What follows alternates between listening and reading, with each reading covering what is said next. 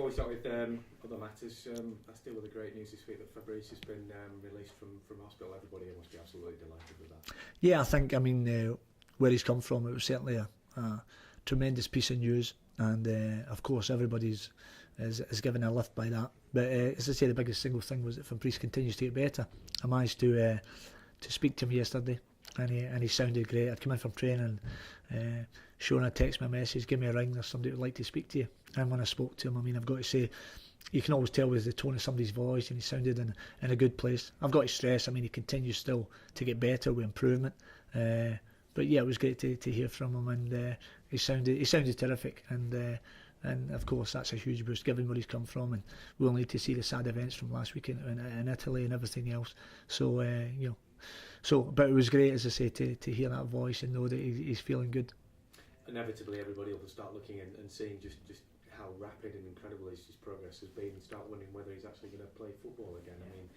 What are your thoughts on presumably you'll give him every chance, will you? Well, if that ever comes about, then of course that'll be an added bonus. The biggest single thing we said at the time, because you and I spoke at this quite a lot, was that he was able to go and have that family life with Shona and Joshua, his lad, and God willing that continues to be the case with that improvement. But knowing Fabrice and how much a battler he is and everything else, it wouldn't surprise me, if he comes back to that. But I've got to stress that, he still needs that time now with his family unit. His little lad hadn't been able to see him for a period, so it's important, and I've got to say the press and media have been fantastic with it, that we give them that time as a family unit to be together for a while.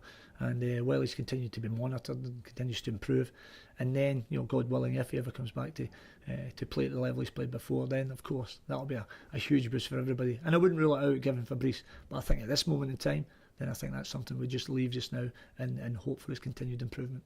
Okay, looking forward to this weekend, and obviously it's been a little while since your last game, and I understand that you've been away to Dubai as well, and perhaps chance to recharge a few batteries and get everybody ready for what's going to be a real slog till the end of the season. Yeah, I think, in an ideal world we'd love to have played our games, but with our FA Cup involvement, and then obviously Tottenham get to the semi, that was taken away from us. We now have 6 games to play as opposed to everybody else's 4, so it was important to say that we got recharged the batteries and made sure there was fresh impetus for those remaining 6 games, and that's what we tried to do. And we go into those games knowing that we decide our own fate, our own destiny.